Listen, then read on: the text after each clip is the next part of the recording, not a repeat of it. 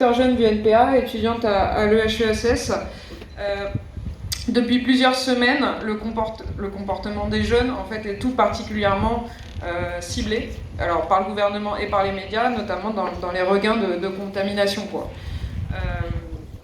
Donc peut-être on peut revenir déjà avec toi là-dessus, c'est-à-dire qu'est-ce qui se passe? Est-ce que les jeunes font n'importe quoi ou est-ce que le gouvernement aurait peur de quelque chose? Ouais, non mais on s'en doute un peu, mais là, ceux qui font n'importe quoi, c'est le gouvernement, on l'a vu depuis quelques mois quoi, dans cette crise sanitaire, parce qu'en réalité, sans dépistage de masse, sans plus de moyens, comme le disait Pauline, dans les hôpitaux, pour le personnel hospitalier, des moyens financiers et des moyens humains, le seul drapeau que le gouvernement dont il peut se doter pour lutter contre cette crise, c'est le port du masque obligatoire, sans même en assurer la gratuité, quoi. Donc oui, le gouvernement, il cherchera toujours à nous responsabiliser. Alors aujourd'hui, c'est les jeunes, demain ce sera d'autres. Bon, ce qui est sûr, c'est que ce sera toujours les plus pauvres pour se déresponsabiliser eux-mêmes, quoi. Et donc c'est une manière de nous culpabiliser, nous, et c'est une manière de nous faire croire que cette épidémie, elle est de l'ordre de la responsabilité individuelle, quoi, ce qui est faux.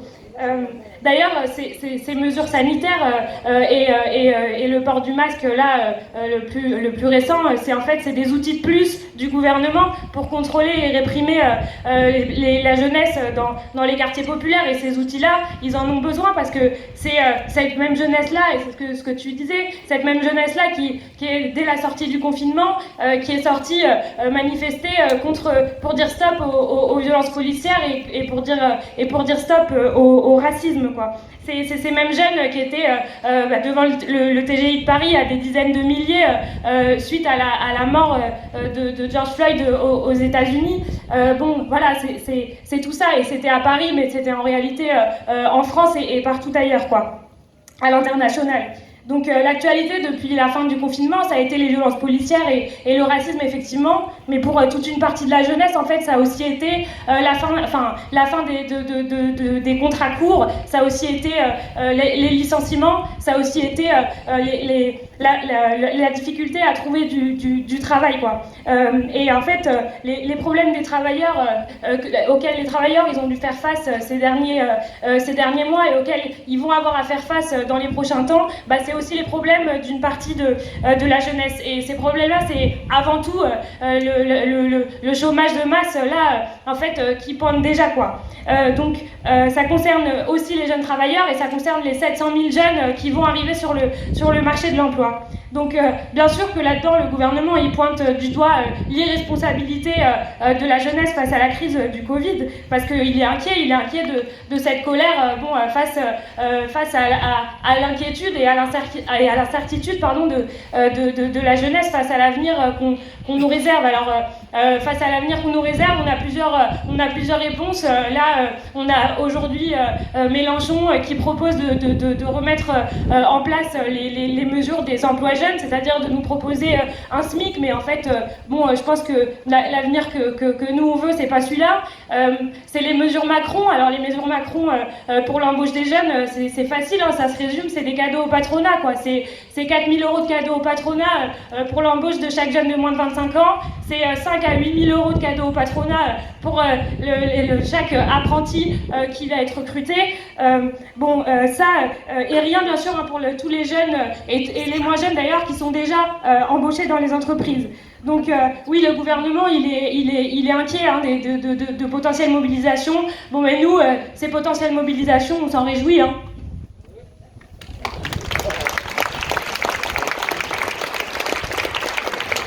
Alors tu l'as dit, tu l'as rappelé, ce discours, c'est pas juste un discours, ça a eu des traductions très concrètes, à la fois en termes de répression des militants, dans la jeunesse aussi, mais également dans le monde du travail, avec les ordonnances Blanquer, mais aussi dans l'éducation, avec les réformes Blanquer notamment, et aussi les attaques sur l'université avec la LPPR. Est-ce qu'on peut s'attendre à la rentrée à des mobilisations dans ces secteurs et autour de quelles revendications ? Comme je le disais, les problèmes d'une partie de la jeunesse, déjà, c'est tous les problèmes du monde du travail, c'est les licenciements, c'est le chômage, c'est l'intérim, c'est les contrats précaires.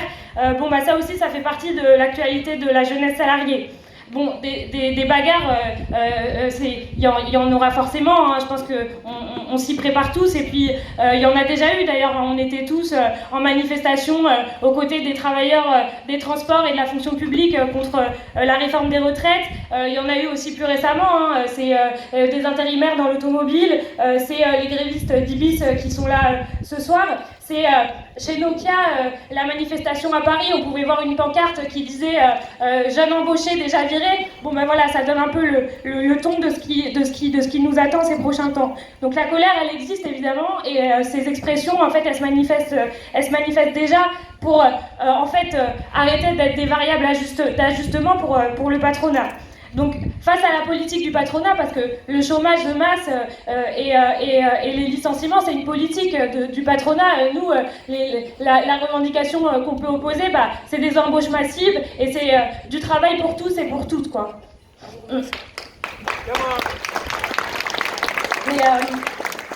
En réalité, la révolte des jeunes, elle se pose pas que dans ce secteur-là, et en fait, elle prend plein de formes, et elle est politique parce qu'elle remet en question toutes les injustices de cette société capitaliste. On a tous vu les révoltes à Hong Kong, en Algérie, au Chili, au Liban, en Biélorussie.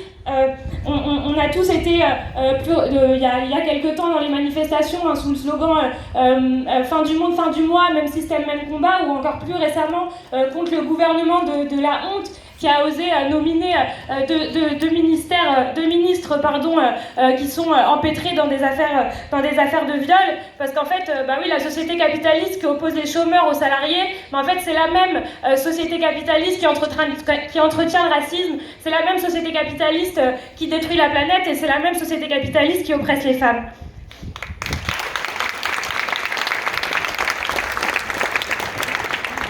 Quand les établissements scolaires et universitaires ils étaient ouverts, si on arrive à s'en rappeler, parce que ça fait quand même un bout de temps, c'était pour lutter contre le tri social. C'était le bac Blanquer, c'était Parcoursup, c'était la loi LPPR, c'est ça l'école aussi dans la société capitaliste. Et si on a hâte d'être à la rentrée, c'est pour retourner dans les assemblées générales et dans les manifestations. Là-dedans, les militants du NPA Jeunes, je ne sais pas si on s'est très très bien préparé pour la rentrée des classes, mais en tout cas, on est au taquet pour la rentrée des luttes, parce que toutes les colères qui ont explosé, en fait, ça montre que c'est tout le système capitaliste qu'il faut foutre en l'air. Et pour toutes ces injustices dont le capitalisme il est responsable, on le disait tout à l'heure, mais on continuera de crier, tant qu'il n'y aura pas de justice, il n'y aura pas de paix.